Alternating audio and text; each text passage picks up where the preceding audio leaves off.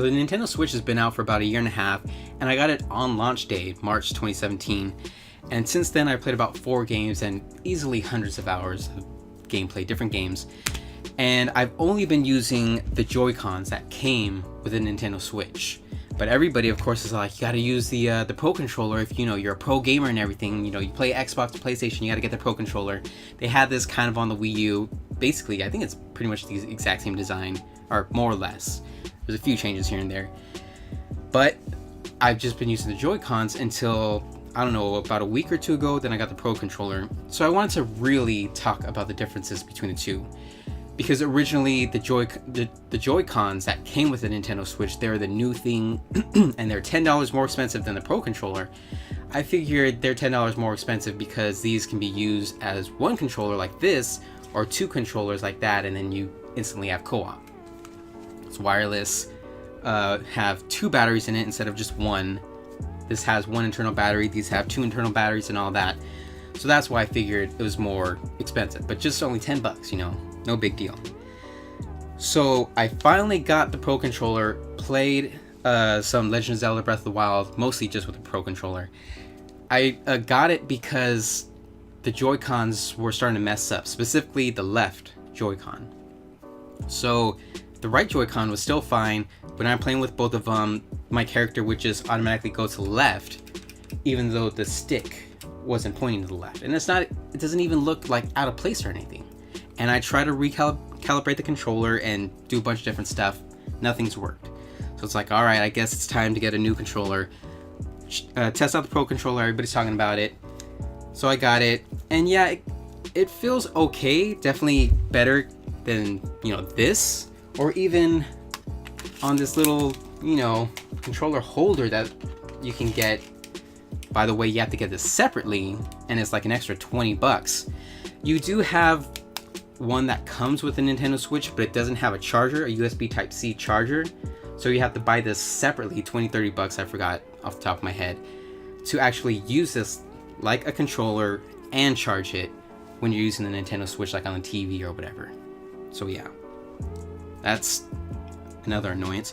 Anyways, back to the Pro Controller.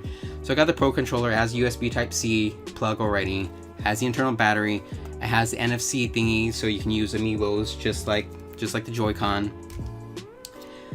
The downside, well, I don't know if it's like muscle memory or something, but once I got this type of controller, I just immediately started pressing this button naturally instead of this button. Because on Nintendo games, A's over here, Xbox, A's down here, PlayStation, X is here, and that's like the main thing.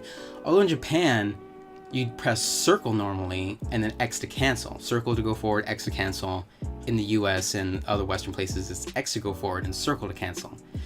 So the US is just backwards as always. Anyways, I guess it's muscle memory. I would just want to press B instead of A. So that was one kind of downside. That's my own problem. A downside with the actual design, you see here, the screenshot and home buttons are way down here so you don't accidentally press them. Right here, screenshot and home buttons are right next to the plus and minus buttons, which is like start and select. So I always accidentally mix up the two, and they're all circles with just like a minus indented into it and a plus indented into the buttons. With this, the plus and minus is an actual plus and minus on the controller.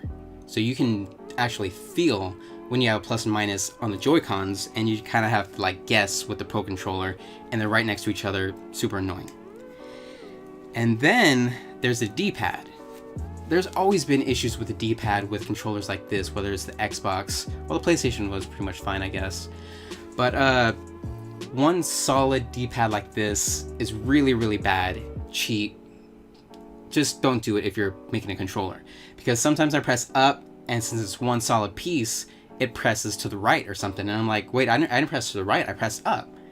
But it's just too stiff, I guess, so it's not accurate enough.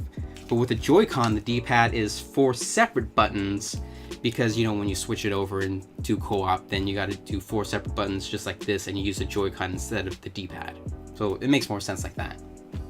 But still, this D-pad is bad. The other thing that I had issues with was the motion controls. I didn't think I would have any issues with motion controls because, you know, the PlayStation 4 has motion controls. The PlayStation 3 even had motion controls, if I recall correctly. So, of course, I was using the Joy-Con with this little controller adapter or whatever, with and without it, so playing on screen and actually connected to the Switch. And the motion controls were super good with the Joy-Con and pretty sensitive. But when I got the Pro Controller, I would just naturally go to the joystick because the motion controls weren't as sensitive. Like, if I was playing Legend of Zelda Breath of the Wild and I'm, you know, using the bow and arrow, I have to like really go forward or whatever to aim. Where with this, I like can just kind of move it and it like really detects it. But I guess that's also another reason that these are more expensive. There's probably motion controls in both of them, in addition to batteries in both of them and all that. And then the last thing I have to say is just about the shoulder buttons. These are like actual clicky, the Joy-Con. Listen. The Pro Controller, it's like super mushy. Listen.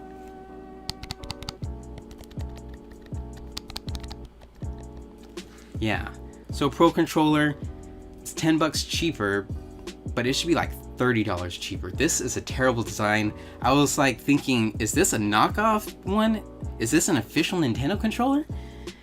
And honestly, I'm pretty sure I'm gonna send this back in and exchange it for another set of Joy-Cons. Hopefully, the next set of Joy-Cons doesn't mess up with the joy thingy, joystick.